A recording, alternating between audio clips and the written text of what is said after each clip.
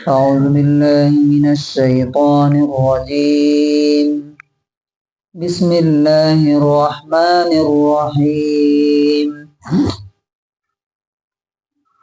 قالوا يا موسى إن فيها قوما جبارين وإنا لن ندخلها حتى يخرجوا منها فإن يخرجوا منها فإنا داخلون۔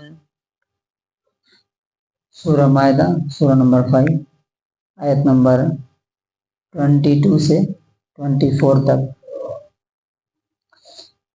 موسیٰ علیہ السلام کی ایک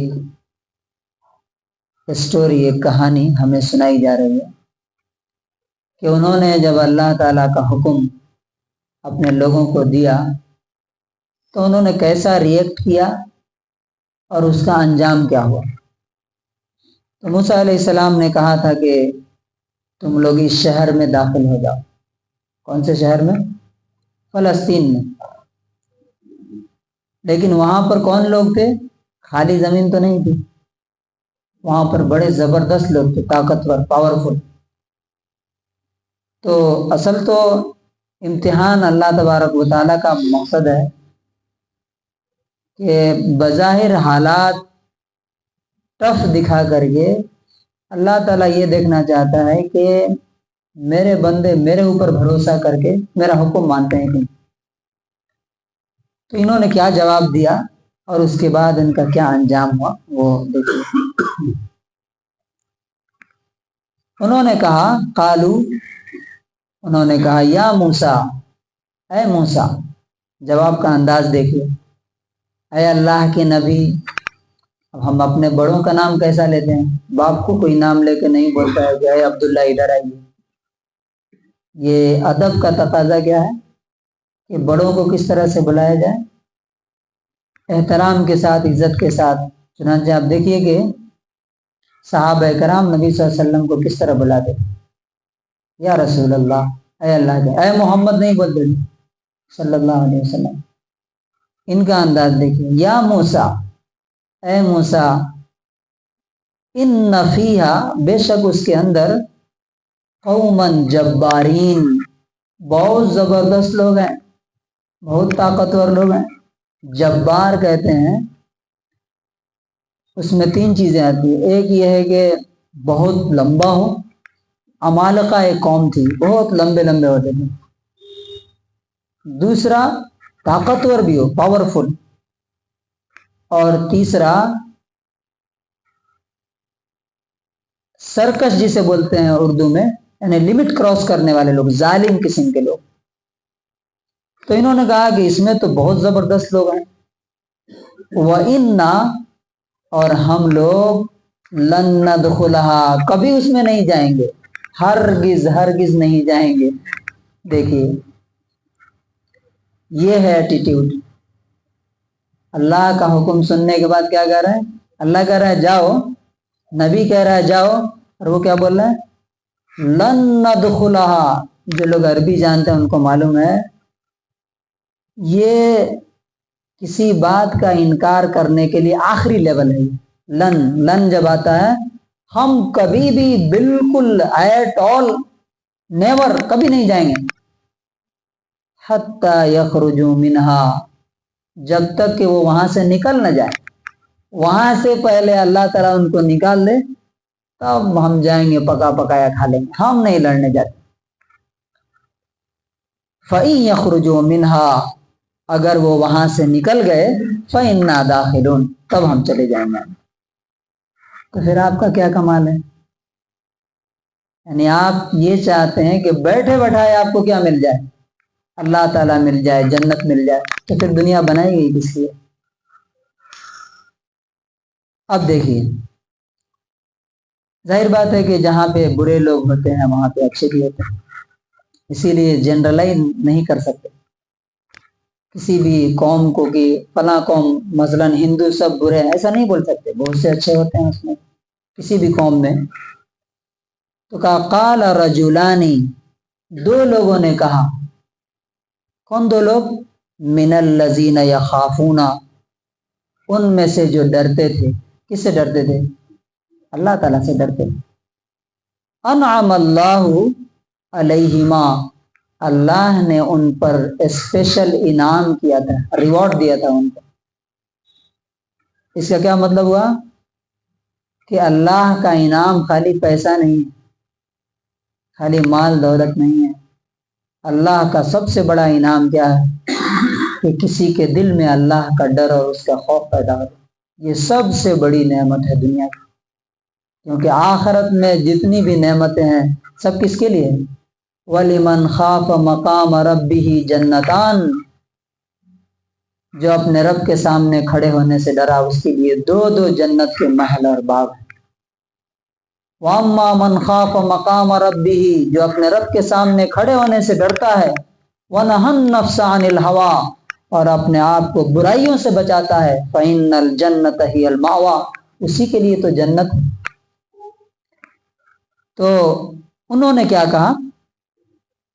ادخلوا علیہم الباب، ان کے مقابلے کے لیے دروازے میں چلو. فَإِذَا دَخَلْتُمُوهُ، جب تم اس میں داخل ہو جاؤ گے. فَإِنَّكُمْ غَالِبُونَ، تو تم ہی جیتو گے. یہ وعدہ ہے اللہ تعالیٰ کا. وَعَلَى اللَّهِ فَتَوَكَّلُوا، اور اللہ پر بھروسہ کرو. إِن كُنتُم مُؤْمِنِينَ، اگر تم ایمان والے، یعنی تمہارا ایمان ہے کہ سب کچھ اللہ کے ہاتھ میں ہے. جیت ہار، فتح شکست، زندگی موت سب اس کے ہاتھ میں ہے. تو اس پر بھروسہ کر کے جو حکم دیا اس کو پورا کرو. تو اس آیت سے کیا بات پتہ چلتی ہے؟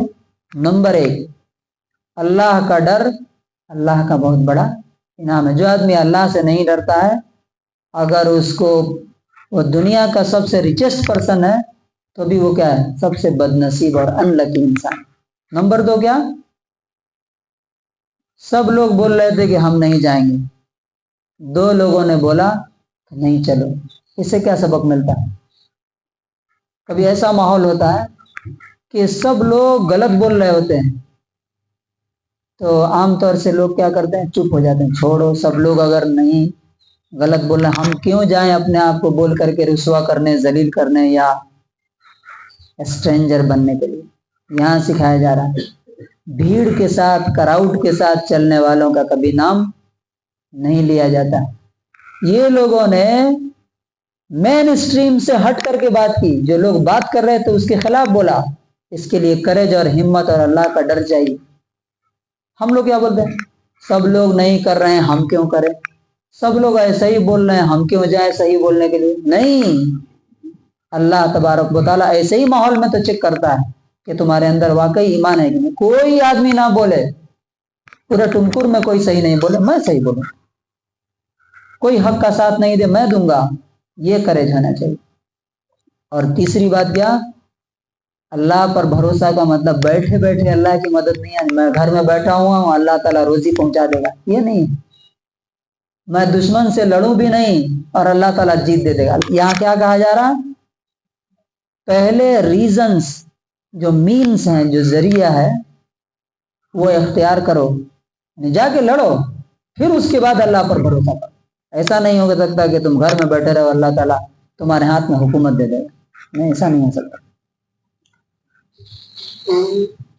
تو انہوں نے پھر جواب میں کیا کہا؟ قالو، یہ سب سے بڑی بدتمیزی اگر کوئی کر سکتا ہے اس سے آگے نہیں ہو سکتی ہے. قالو، انہوں نے کہا یا موسیٰ، اے موسیٰ، انا لن ندخلها، ہم تو بالکل نہیں جائیں گے اس میں. ابداً، کبھی بھی نہیں. ما داموا فیہا، جب تک وہ لوگ وہاں پر ہیں، یعنی وہ قوم جب تک وہاں پر ہے عمالقہ تب تک ہم اس میں نہیں جائیں گے. فاذهب انت، تو تم جاؤ، وربک، اور تمہارا رب جائے، فقاتلا، تم دونوں جا کر کے لڑو. آپ سوچ سکتے ہیں یعنی ایمان اور یقین اور یہ بات کبھی ہو سکتی ہے کیا؟ فار ایگزامپل میں آپ کو کوئی بات بولوں کہ بھائی یہ کام کیجیے، نماز پڑھیے، تو آپ کہیں کہ تم اور تمہارا رب جا کر کے پڑھو، ہم نہیں پڑھتے. یہ اس قدر ڈھٹائی، انا ہاہنا قاعدون، ہم تو یہیں بیٹھے رہیں گے، ہم یہیں رہیں گے، تم اور تمہارا رب جا کر کے لڑو، ہم نہیں جائیں گے۔ اس سے کیا پتہ چلتا ہے؟ انسان کے دل پر کبھی کبھی ہم لوگوں کو دیکھتے ہیں ایسی ایسی بات بولتے ہیں، ایسے ایسے کام کرتے ہیں، ہمیں دیکھ کر کے یعنی دنگ رہ جاتے ہیں، کیا آدمی اس لیول تک آ سکتا ہے کیا؟ جیسے یہ بات آپ دیکھیے، یہ کیوں ہوتا ہے معلوم؟ جب انسان اللہ کو اگنور کرتا ہے تو اللہ تعالیٰ دل پر سیل ڈال دیتا ہے، مہر لگا دیتا ہے، بند کر دیتا ہے، اب اس میں اچھی بات نہیں سماتی اور وہ پتہ بھی نہیں چلتا کہ ہم غلط کر رہے ہیں یا صحیح کر رہے ہیں۔